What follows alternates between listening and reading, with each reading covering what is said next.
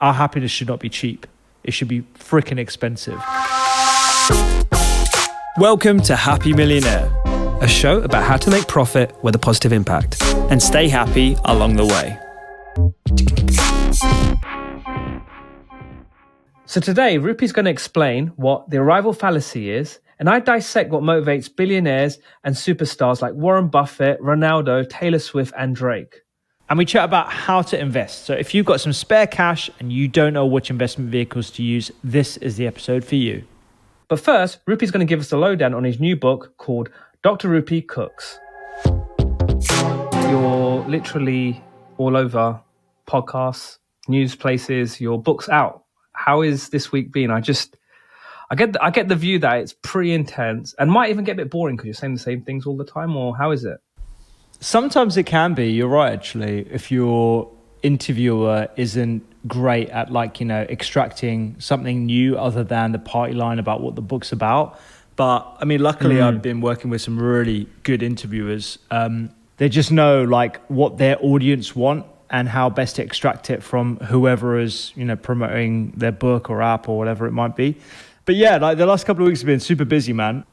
I finished writing the book at the Q1 of last year, so Q1 of 2022. Wow. So it's been a year. Yeah, I've literally been a year. And so when people ask me about the book, I'm like, oh, fuck, I need to quickly look at the book. What did I write?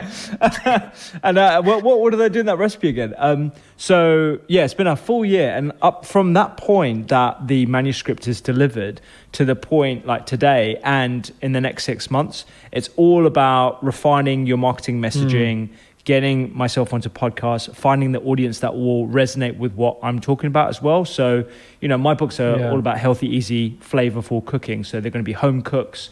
They're going to be people of our age who are always hitting me up for what should I eat for? Or how do I maintain a healthy eating habit? Or what's a healthy version of?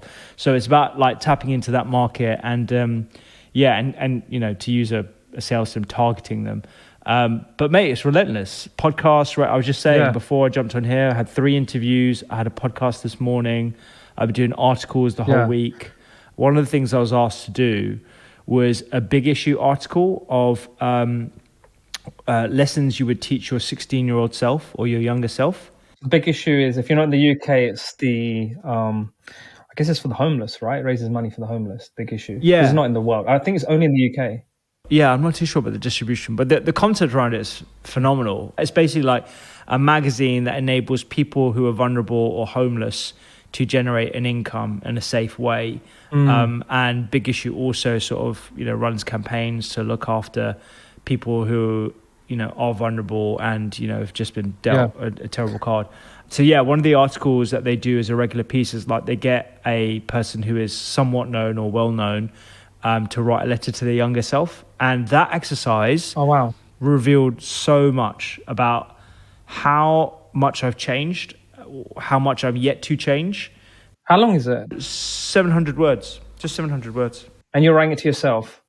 Yeah, you write it to yourself. It's literally Rupy, you're 16 right now. You think, you're setting yourself up for a career in medicine and you think that's what you want. But in reality, that's not what you want. And in fact, no one knows what they want. We're all just around, strutting around the world, mimicking each other, whereas actually we're chasing the desires of other people rather than looking inward and trying to figure out what our true motivations are. And so it starts with that kind of vein and kind of breaks it down to all things you should be focusing on. But what it is actually a letter to yourself in the present moment to remind yourself of actually what matters. Because the reality is, in 20 years' time, when I'm writing another letter to myself, I'm probably going to be lamenting about how much time I used to have or how much time I spent, posturing or looking at what I don't have rather than what I have right now.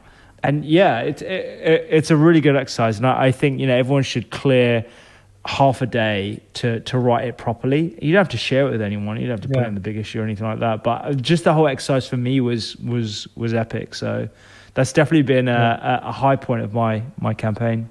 That's a great exercise. One of the exercises I always do is I always ask myself, okay, if I was 50 years old today or 60 years old, what do I want to have achieved before then? And then that's like the hard question. It forces me to start stretching myself, doing the things that are important.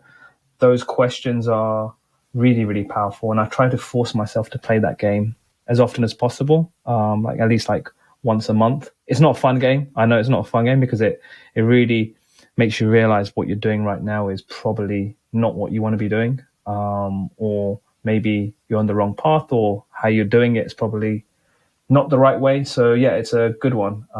Hope your book launch goes well this week. Obviously, you know, I'm here for you. I think I bought quite a few. I've been sending them to all my you friends. bought 10, man. Thanks. Good, great Appreciate feedback. that. It was like 15, but yeah, it's all good, man. Oh, yeah. No one's counting. Yeah. No, I appreciate that, no man. one's counting. No, awesome. So what's going on? Okay, so I've been reading a lot, right? Since the start of the new year, I've read, I want to say 4 or 5 books. So I re-listened to and reread Untethered Soul. And then I read The Surrender Experiment. Have you heard of have you read The Surrender Experiment by Michael Singer? Yeah. I think yeah. Amazing. The Untethered Soul, I think we chatted about it. The Surrender Experiment's great as well. I actually thought that book was potentially better, but I think it only makes sense after you understand the values from Untethered Soul. But no, you carry on. Please carry on. And he wrote it in that order as well. So I didn't realize that The Untethered Soul was written whilst he was going through a massive, period of vulnerability when he was being sued, and there was a con man in his company, all that kind of stuff. Currently in the middle of Rich Dad, Poor Dad. There's a small book called The 3 Alarms that I don't think a lot of people will have heard of. And there's another one called The Pathless Path, which is a story about typical kind of story of like a McKinsey consultant who, decides that being a consultant for the rest of his life isn't for him. And he goes off to Asia and takes a sabbatical and, kind of finds himself and becomes a solo entrepreneur. It's like, okay, big deal. Kind of a story that we've heard time and time again. But actually the wisdom that he compiles into this book from various sources is really interesting. And one of the things that I want to bring up today was this sort of anti-fragile mindset that was popularized by Nassim Nicholas Taleb, who is a psychologist. I think he's pretty well versed, and a lot of people have heard of this guy. But it's basically this whole concept of being anti-fragile is how you utilize stress and shocks to grow stronger. So it's about that growth mindset that Carol Dweck talks a lot about in her books as well. So your stress response is basically how you respond to stress and how you utilize that to grow stronger and more resilient and to your advantage. So the thing I always like to draw an analogy between is like when you exercise, so you're getting to your gym right now, you're lifting up biceps, and what's happening at a molecular level is that you're actually stressing and shearing those muscles in your biceps, right? But the process of repair is actually creating a more resilient muscle fiber that's going to make you stronger. It's going to hypertrophy, get you bigger, making you look pretty tonk, as you're looking these days is good. And that kind of that sort of response is what you want. And the same thing with stresses in daily life. So right now I'm not feeling very well. I've got a bit of a cold. It's because I've been challenging myself for the last couple of weeks. I can either look at that as okay, can't believe I'm that vulnerable, I'm meant to be this healthy doctor and I've got ill, what's wrong with me? Or it's a message to say, A, great, your immune system is working, it's fighting off a cold, and you'll probably be over this in the next couple of days. And B, it's okay, this is a time that's actually telling me I need to slow down a bit, I need to focus on self-care, I need to rest up a bit, and just slow down that slight little bit because I'm pushing a little bit too close to the edge. Yeah, you've hit the line. Yeah, I've basically hit the line. I've gone over the line a little bit. But, these are all things that, you could utilize in your day-to-day. So the stress of financial stress, or people right now are trying to cut back on budgets and stuff, you can either utilize that as a way to grow stronger, or the opposite, which is the default position of a lot of people, and, a feeling of being lost and not being able to do anything about it. It's about taking control. And so I love that sort of anti-fragile mindset, and I think it's something that we could all learn from. I think this period, I think this year, 2023, we're recording this podcast, is going to be a very tough year for all of us, right? We know what's going on in housing markets around the world, mortgages are going up, the price of your property is going down, so everyone's feeling a bit uncomfortable on their personal wealth. At the same time, there's been a cutback on spend. So I think everyone's going to be stretched and pulled this year. But I think you're right. If you can look at it from the positive side, we're all going to have to learn to deal with this period. And I think we're going to learn a lot, right? It's going to force us to be more entrepreneurial, to think outside the box, to be more creative. And that's only going to lead us to be much stronger next year when I think the market's going to start pulling back up, right? So I think, if everyone can use this period to feel actually, hey, look at the optimistic sides as much as possible. I know it's bloody hard because, it feels like sometimes we're just getting hit by life all the time. But I feel like my mindset is just like, look, actually, you know what? I'm going to try and be as positive as possible this year. Yeah. The other thing I want to talk about whilst I'm on this little roll is something that I'm acutely aware of these days as well. It's called the arrival fallacy. So it's this idea that when we reach a certain milestone or accolade or whatever, we will reach this state of lasting happiness. Whereas actually, it's kind of fleeting. So when I became a Sunday Times bestseller a couple of years ago, I remember thinking like, I want to get Sunday Times bestseller. I want to get to that position. I want to, want to see my name on the top of the Amazon charts, and I want to read the paper and see my book there.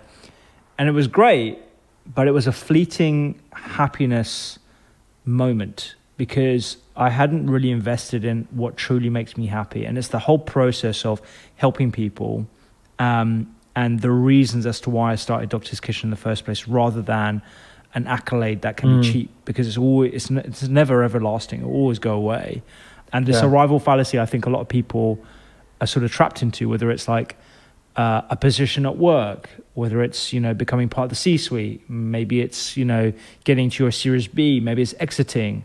That sort of arrival fallacy, I think, is a really important concept to get your head around. And before you experience that and you have the corresponding sadness afterwards, maybe almost like preparing yourself for it. So I'm preparing myself for future things that I want to get to. And it's like, it's great. If I get it, I get it. But my happiness isn't dependent on getting to that stage. My happiness is right now in this moment, having this conversation with you, doing all the stuff I'm doing tomorrow and today, it's being as present as possible.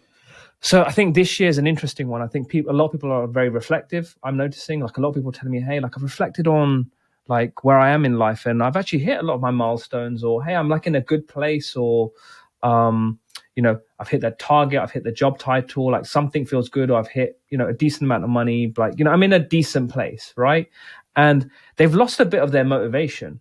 I can see, as in they're like, oh, why? I think they're asking themselves, why did I do this? And one thing that I've always been fascinated is what motivates the ultra successful people, the guys who are, billionaires or really successful. What motivates them? What keeps them hungry? Think of Warren Buffett. Think of the likes of Drake, Messi, Ronaldo, Taylor Swift, all of these people that are top of their game in what they do, right? What keeps them motivated? So I've been on a massive research journey this year. I was just fascinated with that, because what is at the core of these guys' beliefs to keep them going? So I've learned there's 4 main drivers, and I thought I'd rattle through them today, because I think that might inspire some people of what's at the heart of the core of these ultra successful people, right? So generally there's 4 buckets. So you might be more focused on one. It might be imbalanced, it might be evenly balanced, but generally there'll be one which is standing out, and different phases of your life, one will be stronger. So number 1's learning. They just want to keep on learning. So think of the likes of Bill Gates. He disappears to the forest. He just wants to read. There's a famous investor who I really respect, this guy called Chamath, who basically runs Social Capital. He just says, look, I love my job because I love learning and researching about different areas. You've also got people like Warren Buffett. They say they just love studying and learning. I know this relates to even me. As I was learning to become a better entrepreneur, I was just constantly reading about how to be a better entrepreneur, how to manage cash, how to manage people, how to set visions, goals, raise money. I was just so excited about learning. And at one moment, that was my number 1 factor. The second one that I learned that really motivates these successful people is just a love for the game. So this is in sports people. So if you ever watch a sports athlete, think of LeBron, or if you think of Messi, Ronaldo, there's that excitement that they just love. Even Warren Buffett's got it. He even says I just, when I'm walking to work, I'm that's it, just taptoeing into work. He's jumping up excited. It's just that love for the game. Number 3 is creativity. I think there comes to a point when these really successful people, they're already good in one area, but they want to be creative and bounce into other areas. So, and good examples, even like you, right? You know, you've done the book thing, you've done the podcast. Now you want to go into the app. Another great example is Drake. Like, so Drake, when he first started his music, like he was in the R&B love song categories. Then he expanded to more like hip hop, to more rap. He even went into grime, to dance. If you think of like Dwayne Johnson, The Rock, like initially he started in wrestling, then he went to movies, then he's now selling tequilas, he's now in the NFL. Like, you know, there's this element of wanting to spread your creativity. So that was like number 3. And number 4, I've noticed that some of the people that are really successful, they just had this, you know, when they first set off, they just wanted to give back. It was just truly embodied within them. I don't know if you've seen it, but I did manage to watch the documentary on Taylor Swift on Netflix, and like it was really interesting, her background. I didn't really know much about her until I watched it, but like, you know, it's quite clear from, you know, at a young age she just wanted to be really kind and give back. And I know sometimes there's some back and forth from Taylor Swift, but I could see her desire just to be kind and to, like, you know, help, you know, other women that are on their journeys, right? And I think, you know, you could see that was at her core, right? So I think that's number 4, giving back. And I think we all at some element want to give back. It might come at a later phase of our journey, or it might come at the start. But, you know, for me, you know, I've always wanted to give back to entrepreneurs, but as I've grown further in my journey, I think I want to give back even more, right? And this is when people set foundations and give back. But so that's number 4. So in summary, there's 4 things. There's learning.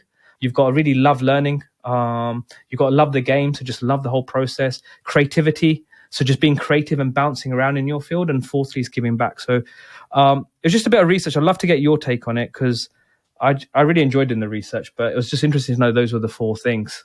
I like the framework of thinking about that, you know, love for the game and everything. I think for a lot of people, they struggle to find out what they love, right? So for me, I kind of just like got swept up with everything. It was like, someone was like, you know, I started with the social media stuff, but then someone else was like, oh, you should write a book. And I was like, I've never really wanted to write a book, but okay, fine, I'll give it a go. And then I ended up loving that. And then someone else was like, you should do a podcast. And I was like, okay, I don't know anything about radio or speaking to a mic, but I'll give that a go. And then lo and behold, I fell in love with that. And then, you know, now it's like, I'm being intentional about the app, because no one said you should do an app. So that was on me. And, you know, I also want to like start my cooking show and everything else. But I think the love for the game, being creative, I love how we've woven in Drake into it as well, man. I freaking love Drake. Yeah, I like had to everything. Get Drake in. Yeah. Me and Amit have this saying, like, what would Drake do? And it's like, how would he convert something into like, when he did that collaboration with Boy Better Know, I remember thinking to myself, that's bold. That is really bold, because grime's been around for ages. And for like the traditional, my perspective anyway, the traditional view, I think, of British rap was that it was a bit corny. And the cool guys were all like, you know, West Coast, East Coast, hip hop artist, and for him to actually reach out on the other side and actually bring it and made it cool. I mean, that's pretty creative in itself. And his house track was amazing as well. Anything he touches, it seems to turn to gold. But I think it's that love of the game and the need to be creative as well. So that's a pretty cool frameworks. There comes to a point where I think all of us need to reflect. I think every few years, like, hey, look, I love what I do, but can I use this stuff that I've learned in what I've learned in this field, and then use it in like an adjacent field, right? And still hopefully be as good. So I think we all have to constantly keep on learning and being creative, right? I think if you look at Maslow's hierarchy, the number 1 thing is creativity, right? Yeah. One of the things that I've realized is I learned a lot during medicine. There's always more you can learn in medicine, but you do get to like a critical mass where the increase in learning doesn't lead to like, you know, a massive change in perhaps your position, your specialty, your seniority, or whatever.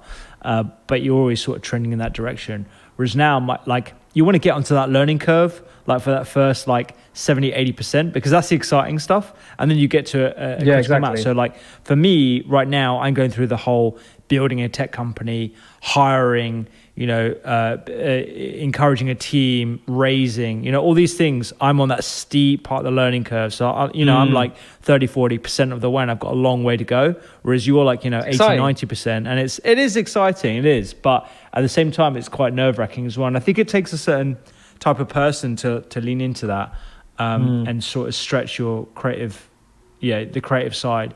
And I guess it depends on like, the position you are in life as well. It's funny, I've been chatting to a lot of like potential hires and stuff, and it is amazing just whether they're a parent or not has a huge impact on their propensity for risk, as you'd expect. But it's something that 100%. I just haven't really I haven't really thought about that too much. I guess I should do, because I'm married now.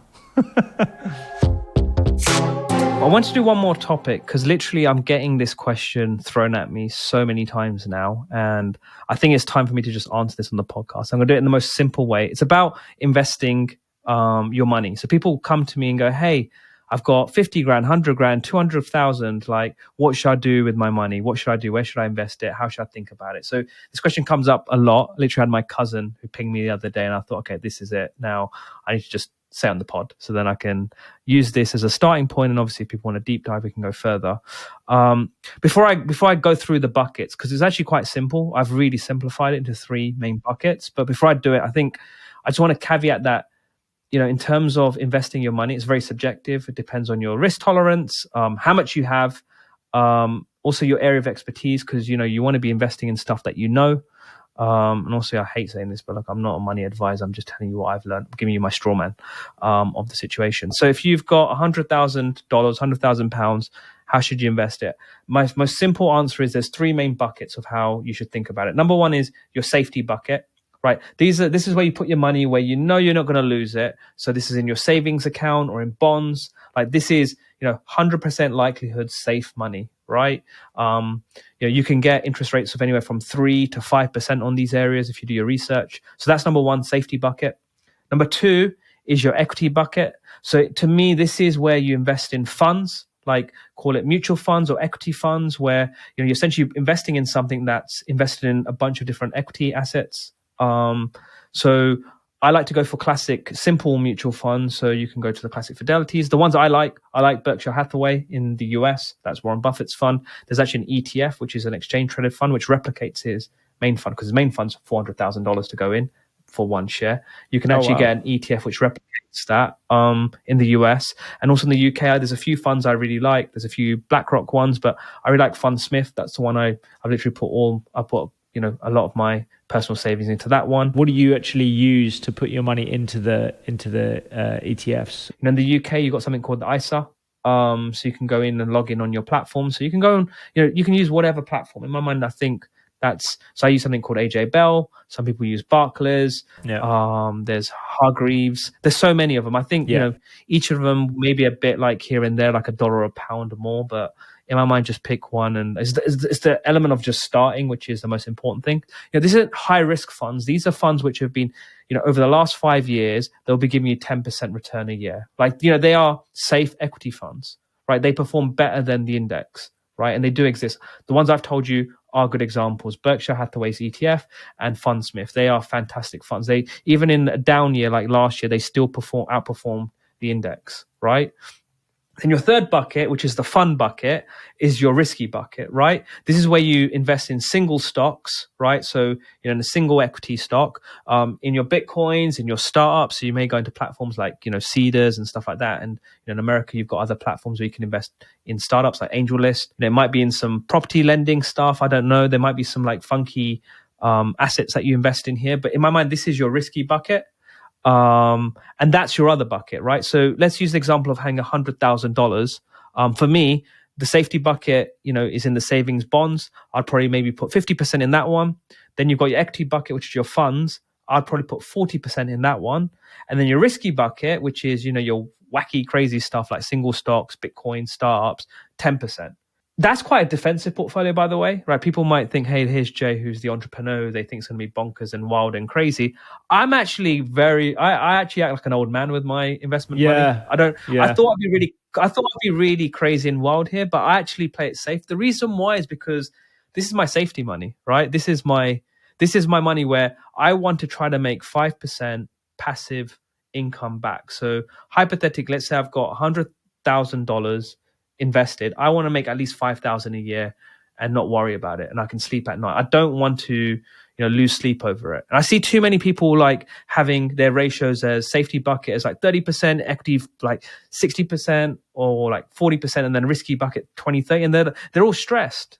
So I feel like and this is your risk tolerance. So I think it's a good simple framework for people to use. So isn't there an app that just does this for you? Because like this would be an amazing app for me to have if I just every month my 500 quid that I'm gonna just every month is gonna get direct debited from my account. Yeah, so you can get like there's tools like Nutmeg, and there's these other which are essentially customized. You can customize your own fund structure using the same framework.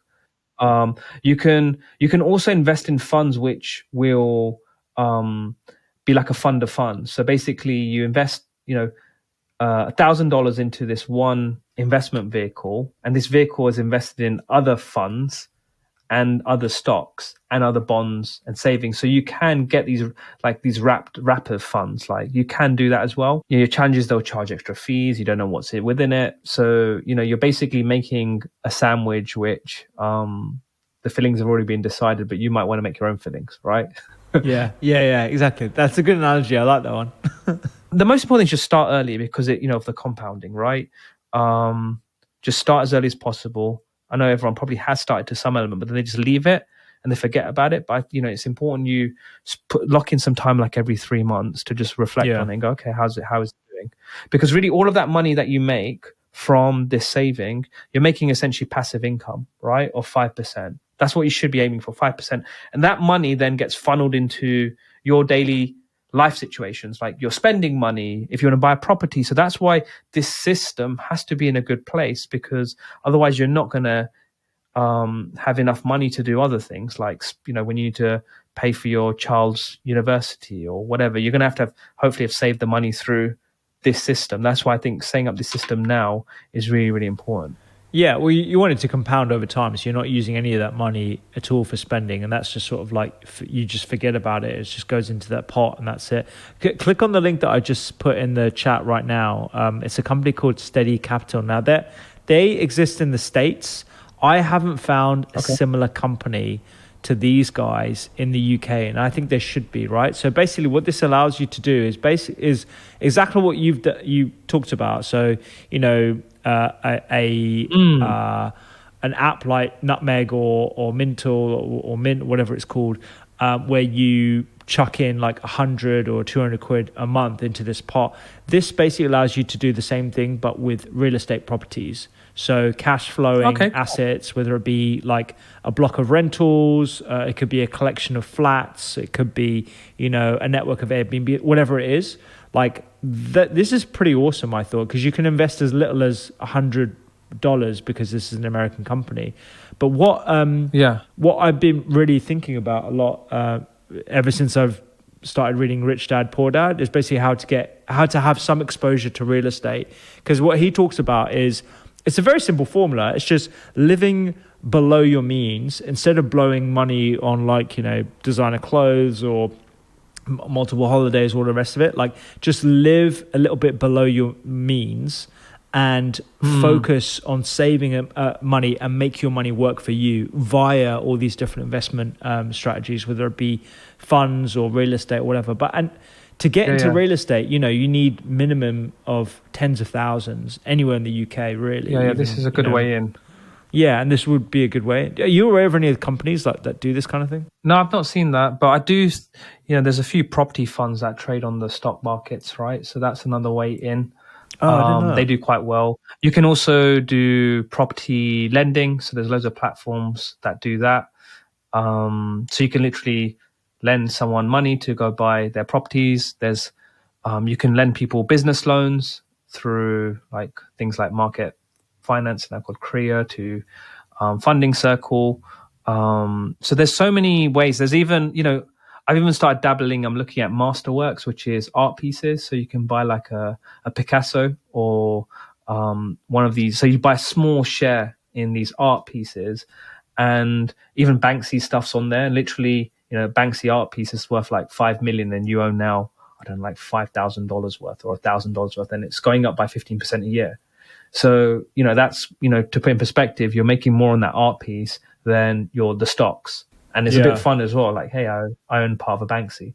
Yeah. So yeah, I think there's so many things out there. So that's why, you know, in that third bucket of the risky bucket, like find something that you do have an edge on. I think, like, I don't have an edge on art, so I'm not going so crazy on it. But I think all of us do have some, like, on a certain maybe startup area. Like if you're a doctor, you might have an advantage in spotting some health tech startups, right? Versus the other person. If you're working in finance, you might know some information on certain shares because you just are using their technology or you're aware of it. So I think you got to find your edge, and then try to double down on that edge, because you don't want to spread yourself too thin. You don't want to be that wheeler dealer who's like invest in everything, and it's just, you know, I've been that person. It's not good. It's not healthy, because you just like, you don't know what's going on. It's like, you know, it's like going paintball shooting and literally just getting shot all the time. It's not fun.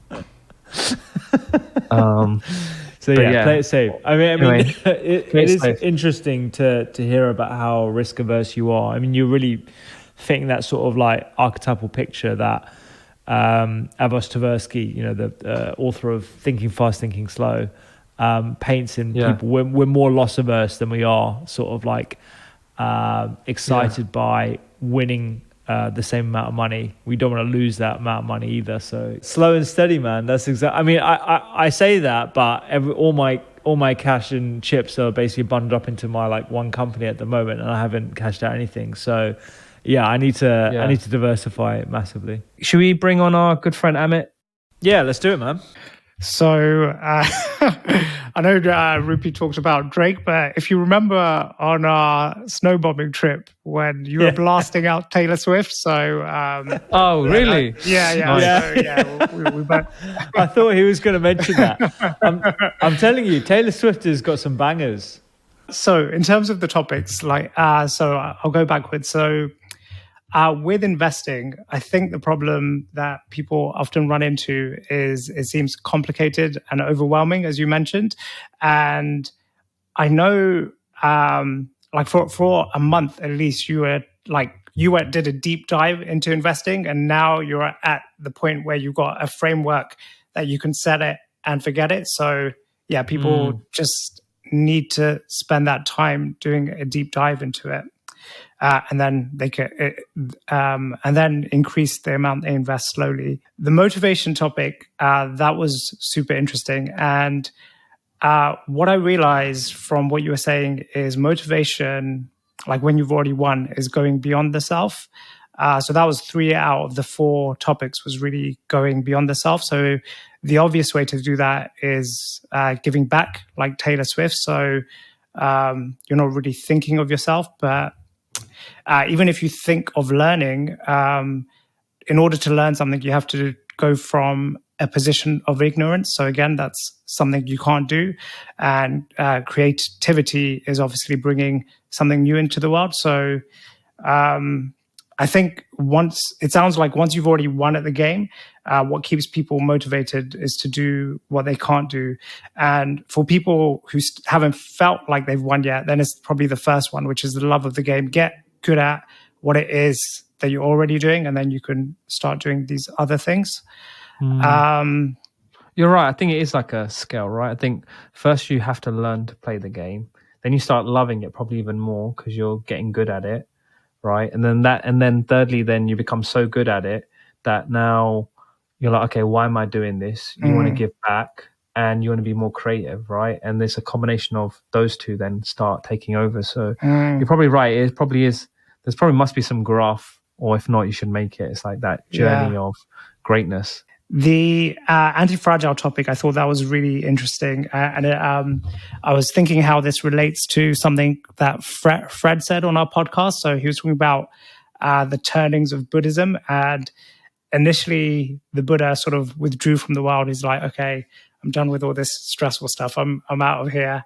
And then it was about coming back into the world and being in the world and still being mindful. And you can think of anti-fragile as sort of forging yourself in the fire. If you like stay away from all stress, then you're not going to grow as a person. You're probably going to get quite bored.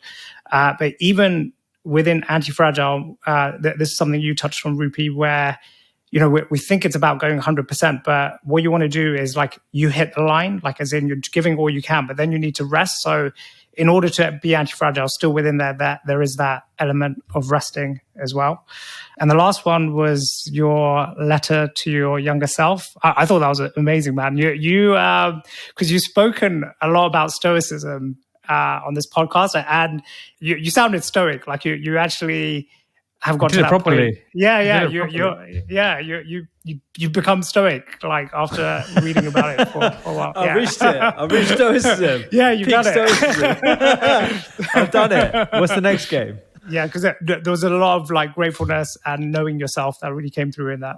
Yeah, honestly, I love that exercise, and it's kind of reinforced the attributes that I want my personality to have, and to sort of, you know, it gave me time to reflect on what I want to train. I'm nowhere near like where I want to get to, where I'm like, you know, I'm easily triggered by certain things, whether it be, you know, my phone or things outside my locus of control. And the ideal is to not let your happiness or your state of mind be so cheap.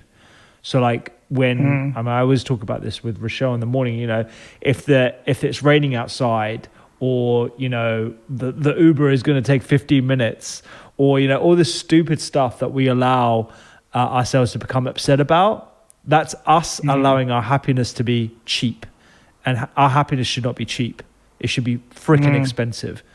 There should be no price on my happiness, right? That's the goal. And I think, yeah, that whole process of writing to my younger self kind of reaffirmed exactly what I want my mindset to be, like this anti-fragile, strong mind that's super expensive, or not on the market even. Yeah, so it's way more about the mindset and who you are rather than what you achieve, or more that becomes the bedrock for everything else. Yeah, and actually from reading the Surrender Experiment, like he never... I'll give the TLDR on the Surrender Experiment for anyone who hasn't listened to or read it yet, but basically it's about Michael Singer's journey to being an entrepreneur. He basically had this moment when he was in his 20s, decided to take up meditation and try to quieten the little voice in his head that we all have right now. You know, when we're doing this podcast, listening about, there's a little voice in our head saying, Rupy's talking too much, or he's overtaking the conversation. He sounds really annoying. People can tell that he's got a cold right now because he's constantly sniffing. You know, these little things, and obviously to a grander scale as well. So he basically does a deep dive into meditation, and he builds himself like a hut in the middle of the woods, and he surrenders to whatever life throws him. So one moment he's like meditating, then he gets hired to do like a teaching professor gig, and he's like, okay, fine, I'll do that. And then he's like, someone's like, oh, you built this house. Can you build me a house? He starts a construction company. And he starts a construction company. Wow. He buys a computer. He falls in love with this computer, starts programming on the side. Then he starts a computer software company. And it goes on to become the biggest medical management software company in America. All the while, he is a ponytail, like sandal-wearing hippie. Just absolute yogi. Constantly practicing what he preaches in Untethered Soul. You know, he gets sued by like a middle manager who actually was a con man. He almost goes to jail. You know, this law case costs like 150 million plus. Like, and it's just this amazing story about how this guy who surrendered to the world by just deep diving into meditation and trying to quieten his inner voice led to him being, you know, a multi-billionaire, I think, by the end of it. But it's fascinating, man. Oh, wow. And just focusing on that sort of inner voice and the self is something I need to like always come back to, like remind myself of every single time I allow my thoughts to wander. So yeah, that's where I'm at right now. It's a good summary. It's a good summary. I've read the book twice, but now I want to read it again. You sold it. Yeah, cheers, man. Yeah. You should read it. I'm telling you, it's a crazy story. Yeah, and the best thing about it, because the Untethered Soul, he doesn't narrate it. He narrates the Surrender Experiment. Have you heard that saying that when you become that book, when you become the person, the book writes itself? So it's like a challenge to us as well, like to be happy millionaire. Like it will come across when we're like living that life. His podcasts are amazing. Like I've listened to all his podcasts. Like Oh, he sick. Okay. basically just talks on the podcast. It's more, I'd say it's more advanced than, because he's also got another book, I think Living Untethered. So I've listened to that as well. That's another good book. But yeah, and there's also Work and Living. There's another one, there's one about how to work and consciously work. But in my mind, his podcasts were actually the best. So he just talks on them for like, it's basically his recordings of him and his church, I think. So in his church, you can go see him. So his church is in the middle of nowhere. I did actually Google it because I was like curious. I think it's in Florida. Gainesville. It's in the middle of, I think it's in the middle of nowhere. Middle of nowhere. I want to go see him though. I'm quite. Should we do a Happy Millionaire road trip? Yeah, let's do it. Yeah, I'll be up for that. Gainesville, Florida, baby. We can do that. That's where we're going.